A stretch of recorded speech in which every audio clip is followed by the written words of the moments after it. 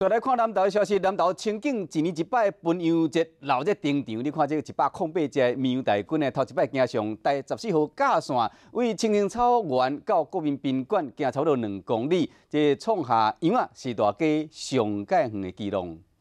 来，走！ 108只羊仔妹妹伫第14架线，阵容真壮观，工作人员专程拢对伫边仔，甲因顾好势。靠两边！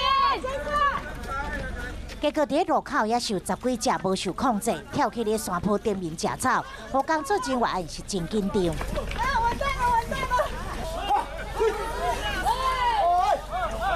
工作人员赶紧爬起哩山坡，甲羊仔一只赶落来，同时甲伊对着因的速度，大概是走眼咧屁喘。甲伊摄影的人嘛是头一次体验，去互羊仔录啊真辛苦。大哥被羊追，感觉怎样？很辛苦啊！小朋友真好奇咧录羊仔妹妹，这羊群呢都出入伫游客之间近距离互动，游客感觉真趣味好色。你有追得很累吗？不累，还有小桃。